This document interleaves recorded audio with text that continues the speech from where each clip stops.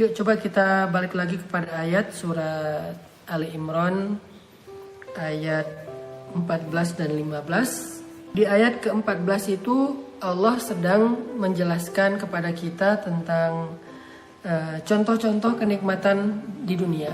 Walaupun itu bentuknya simbolik ya, tidak detail semua hal, tapi dia mewakili beberapa contoh kenikmatan dunia. Dan kita mencintai itu. Hubbus syahwat minan nisa, kita mencintai pasangan kita, atau seorang laki-laki mencintai perempuan. Dan ini yang paling pertama disebut oleh Allah, karena Allah tahu banget ini yang paling sering kita bahas. Terutama buat jomblo kan, omongan yang paling menarik itu adalah masalah love, masalah perasaan, masalah cinta, masalah hubungan. Bahkan kita kalau nongkrong tuh mungkin ngomongin tentang masalah perasaan, masalah hubungan itu 80% atau 90%, 10%-nya ngomongin masalah yang lain. Dan kadang-kadang kalau lagi curhat tentang masalah hubungan, masalah perasaan itu bisa semalaman sampai menjelang subuh. Kuat gitu. Kenapa? Karena ada hubbus syahwat. Ada rasa gairah yang luar biasa terhadap lawan jenis. Atau bahkan yang belum jadi siapa-siapa. Sehingga itu menjadi sesuatu yang sangat berpengaruh dalam kehidupan kita. Makanya Allah sebutkan di awal, zuyyina linnas, dirasa indah oleh manusia, hubbus syahwati minan nisa, rasa cintanya kepada lawan jenis. Ini juga yang kita rasain selama ini kan. Ini juga yang menggairahkan kita untuk kita obrolin sama ini kan. Bahkan bukan hanya para jomblo, yang udah nikah pun masih senang membicarakan ini, masih sangat menikmati masalah ini. Dan itu bukan sesuatu yang aneh, manusiawi. Tetapi Allah pengen ngasih tahu ke kita bahwa itulah dunia. Kita mencintai lawan jenis, ya. Tapi apakah akhirat? Nggak ada yang kayak gitu. Ada, bahkan lebih baik kata Allah. Di ayat 15 kata Allah, "A'unabbi'ukum bi khairin min dzalikum?" Mau nggak aku kasih tahu yang lebih baik daripada itu? Di sini Allah pengen ngasih tahu bahwa ternyata di akhirat masalah percintaan, masalah hubungan itu lebih menarik daripada di dunia. Kenapa Allah bilang cinta di akhirat itu lebih menarik, lebih baik, lebih romantis daripada di dunia? Sehingga kalau kita yang senang dengan tema cinta, harusnya kita lebih mencintai akhirat daripada dunia. Karena cinta di akhirat itu lebih keren daripada dunia. Kenapa kok cinta di akhirat itu lebih keren? Lebih romantis, lebih menarik, lebih baik? Banyak jawabannya. Satu, karena cinta di sana itu adalah cinta sejati. Cinta di dunia ini masih banyak modus, masih banyak maunya, masih cinta yang penuh dengan transaksi lah. Kita memberikan sesuatu dan kita mengharapkan sesuatu. Cinta di dunia ini mudah berubah, perasaan orang itu mudah sekali berubah. Tapi di akhirat, cinta sejati. Kenapa dibilang cinta sejati? Satu, di dalam hati pasangan kita di akhirat gak ada nama lain selain nama kita. Di akhirat pasangan kita gak punya perasaan secuil pun kepada yang lain. Kagum aja gak? Kalau di dunia kan kadang-kadang pasangan kita masih sering membandingkan kita dengan orang lain. Walaupun dia gak mencintai orang lain, tetapi dia masih suka membandingkan kita dengan orang lain. Itulah dunia. Itu kata Allah, "A'unabbi'ukum bi khairin min dzalikum?" Maukah aku tunjukkan yang lebih baik daripada itu? Cinta yang lebih baik daripada cinta dunia? Cinta di akhirat. Dan kita akan memiliki cinta di akhirat. Punya hubungan cinta di akhirat. Dengan siapa? Dengan pasangan halal kita. Dengan siapa kita akan berpasangan di akhirat? Dengan pasangan di dunia yang solih-solihah. Tetapi Allah akan perbaiki perasaan mereka nanti di akhirat. Akan diperbaiki perasaannya. Jadi gak terganggu lagi. Dan cintanya abadi. Romantisnya tuh abadi. Sifatnya tuh menyenangkan banget. Kita di akhirat itu gak pernah bertengkar dengan pasangan. Tapi walaupun gak pernah bertengkar, kita juga gak pernah bosan kepada pasangan. Di dunia ini kadang-kadang kalau gak bertengkar jadi bosan ya. Kadang-kadang pertengkaran itu bagian dari cara kita untuk menyegarkan hubungan kadang-kadang, walaupun gak disengaja.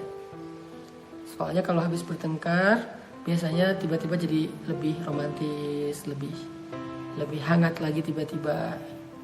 Tapi di akhirat, kita gak bakal pernah bertengkar dengan pasangan, tapi juga gak bakal pernah bosan. Bertengkar enggak, ribut enggak, bete enggak, baper enggak, tapi bosan juga enggak. Terus apa yang kita rasakan? Seperti cinta saat baru pertama, selamanya kayak gitu. Kayak baru kenal, kayak baru pandangan pertama, kayak baru nikah hari pertama, bulan madu, kayak gitu aja sepanjang masa, selama-lamanya. Kayak bulan madu terus sepanjang masa. Gak ada rasa cemburu, apalagi dengan bidadari. Gak ada. Allah cabut semua perasaan yang mengganggu hati kita. Cemburu, iri, dengki, marah, baper, dicabut semua. Kalau meninggal sebelum menikah, Ustaz, nanti nikahnya di akhirat. Tenang, nanti nikahnya di akhirat. Karena di akhirat itu gak ada jomblo. Di surga itu gak ada jomblo. Di surga itu semua orang berpasang-pasangan. Jadi gak ada yang baper, gak ada yang diem sendiri, gak ada yang mojok karena dia gak ketemu pasangannya, gak ada yang jomblo sampai usia lanjut, gak ada. Gak ada yang dibully gara-gara masih sendiri sementara gengnya udah pada nikah. Gak ada yang gak berani ketemu di reunian gara-gara dia masih sendiri. Gak ada. Dicabut semua perasaan yang gak nyaman. Yang menikah 2 kali pasangannya yang gimana? Yang paling baik akhlaknya. Makanya jadilah seorang pasangan yang paling baik akhlaknya. Sehingga kalau ditakdirkan salah satu di antara kita harus menikah 2 kali, mungkin kita meninggal duluan atau pasangan kita meninggal duluan, lalu yang masih hidup akan nikah lagi misalnya, maka pasangannya di akhirat adalah yang paling baik akhlaknya. Memang ada riwayat yang mengatakan yang paling belakangan, tetapi saya lebih memilih pendapat yang paling baik akhlaknya. Dialah yang menjadi pasangan di akhirat. Intinya apapun kesenangan yang kita dapatkan di dunia, mau itu masalah hubungan dengan percintaan, masalah punya keturunan wal banin, masalah rumah wal qanatiril muqantarah, atau masalah perhiasan minadz zahabi wal fiddah, atau masalah kendaraan wal khailil musawwamah, atau masalah peliharaan wal an'am wal hars, atau masalah kebun, ladang, kerjaan, profesi, karir. Semua mata'ul hayatid dunia, semua kesenangan dunia itu gak ada apa-apanya dibandingkan akhirat.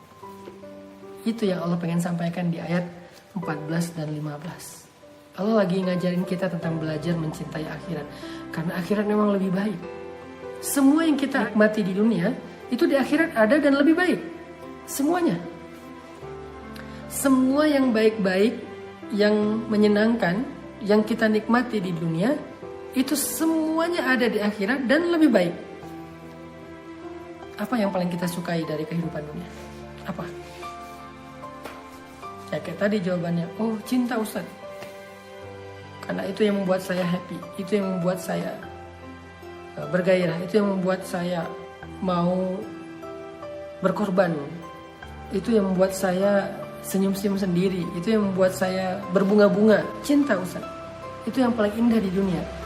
Itu yang paling saya sukai di dunia adalah perasaan cinta kepada pasangan. Maka di akhirat itu juga ada, bahkan lebih baik, lebih kekal, lebih romantis, lebih keren, lebih banyak kenangan, lebih banyak cerita, lebih banyak adegan-adegan indah di akhirat. Apa sih yang paling indah dari hubungan cinta? Bercinta. Di akhirat ada bercinta. Dan bercinta di akhirat ini bukan sesuatu yang vulgar yang saya pengen sampaikan, karena ada hadisnya, kekuatan laki-laki di akhirat itu setara dengan 10 kekuatan laki-laki di dunia. Ada riwayat 100, ada riwayat 1000. Allah alam, yang jelas satu laki-laki di surga itu lebih kuat daripada sekian laki-laki di dunia, sehingga dia gak akan pernah merasa gak puas. Begitu juga dengan pasangannya. Jalan-jalan, bulan madu. Di dunia kita mau bulan madu modalnya gede, sehingga kita paling bisa merencanakan yang terbatas. Ada yang cuma bisa jalan di dalam kota, ada yang keluar kota, ada yang keluar negeri. Tapi sejauh apa sih keluar negeri? Baru bayar bill sekali makan udah kepikiran ya, makan berdua sama pasangan bulan madu nih, keluar bill 1 juta. Waduh, sekali makan 1 juta, kepikiran. Itu dunia. Di dunia itu terbatas. Di akhirat kerjaan mereka emang jalan-jalan. Kerjaan mereka emang menikmati hidup, udah nggak perlu lagi kerja. Setiap hari bisa jalan-jalan. Kemana sih jalannya? Kalau di dunia yang kecil aja, bumi yang kecil banget ini lebih kecil daripada setitik debu dibandingkan akhirat. Kita bisa jalan ke banyak tempat dan nggak ada habisnya. Apalagi akhirat. Akhirat itu lebih luas daripada langit dan bumi. Langit dan bumi ini kalau disatuin dibandingkan akhirat, langit dan bumi ini cuma satu debu luasnya. Akhirat itu kerajaan yang sangat luas. Dan seluas itu milik kita sendiri. Bahkan orang yang terakhir kali masuk surga. Nih hadis tentang orang yang terakhir kali masuk surga.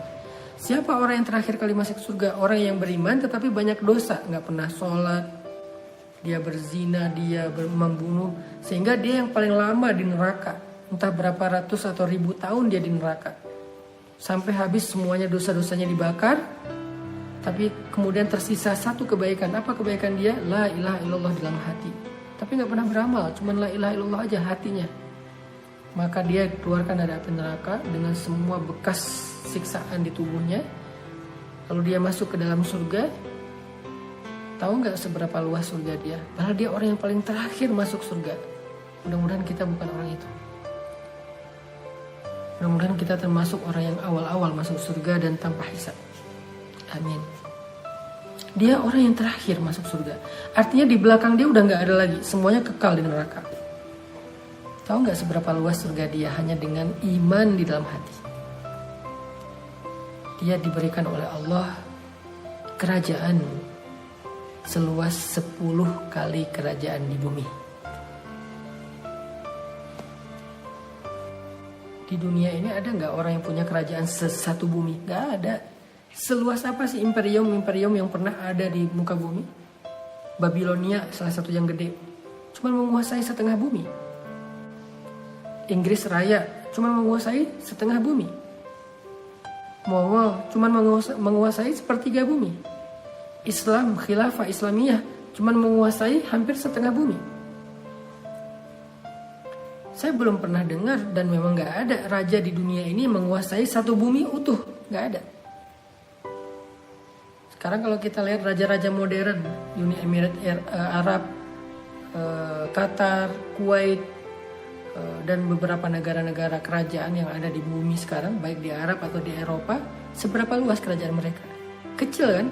Tapi itu aja rasanya udah agung banget, megah banget, kita sampai terbelalak, kita kita melongo ngelihat kerajaan mereka yang luar biasa. Seorang raja Arab itu naik mobil yang harganya entah berapa puluh M dan dia punya entah berapa lusin di garasi mobil kayak gitu.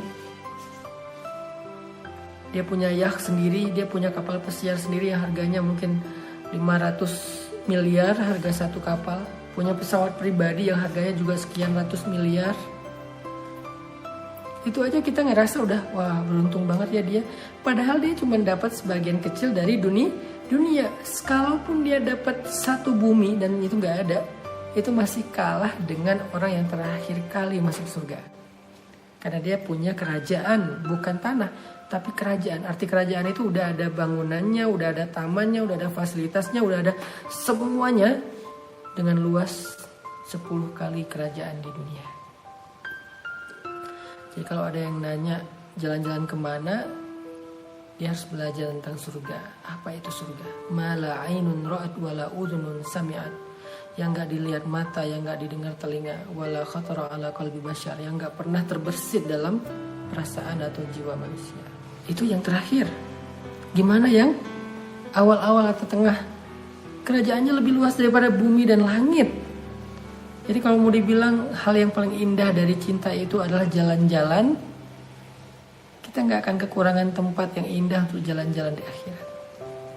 Jadi sabar buat pasangan halal yang mungkin masih kehidupannya pas-pasan, Buat seorang istri yang suaminya pendapatannya pas-pasan, itu cuma urusan dunia. Jangan terlalu kecewa. Jangan terlalu berharap secara berlebihan. Berharap sih boleh, tapi jangan berlebihan.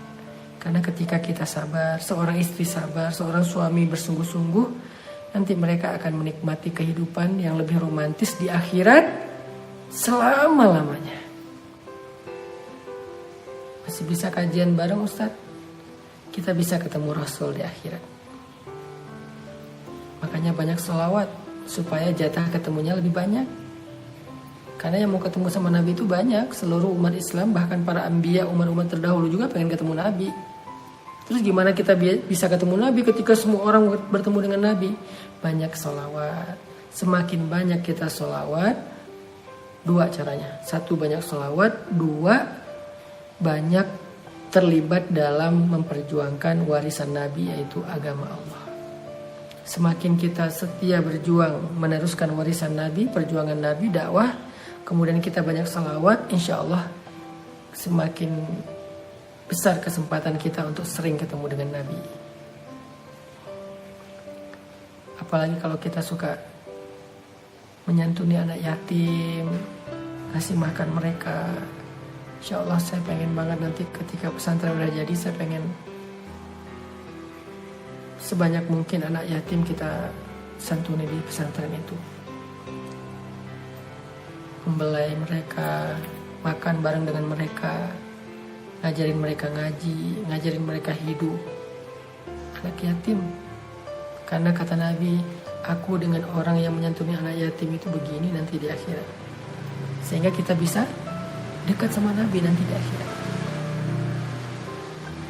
Beres ketemu Nabi, pulang ke istananya sama istrinya berdua keliling, jalan-jalan. Pakai apa jalan-jalan, kendaraannya apa Ustaz? Kendaraannya macam-macam. Cahaya yang paling enak gitu, karena kendaraannya bisa cepat kemana aja. Dan itu baru surga kita sendiri loh. Belum surga pasangan kita. Belum surga anak-anak kita. Belum surga keluarga besar kita. Baru surga kita sendiri aja udah seluas langit dan bumi. Nanti kita tinggal tanya sama pasangan kita, kita mau tinggal di rumah siapa nih? Ke surga aku aja yuk. Ke surga dia. Ke surga saya aja Pak, kata si anak. Ke surga anak. Kan kekurangan tempat? Enggak. Jadi kita bisa jalan-jalan ke surga saudara kita, keluarga kita, anak kita, dan kita kayak lebaran aja tiap hari. Lebaran hari pertama, habis sholat id rasanya gimana? Gimana cara kita memulai menanamkan rasa cinta kepada akhirat? Ini nih, belajar memahami betapa indahnya akhirat dibandingkan dunia. Ini yang sedang saya sampaikan ini kan dalam rangka itu. Belajar, memahami dan meyakini bahwa akhirat itu lebih indah daripada dunia. Sehingga ketika kita udah memahami dan meyakininya, kita akan mencintai akhirat lebih daripada dunia.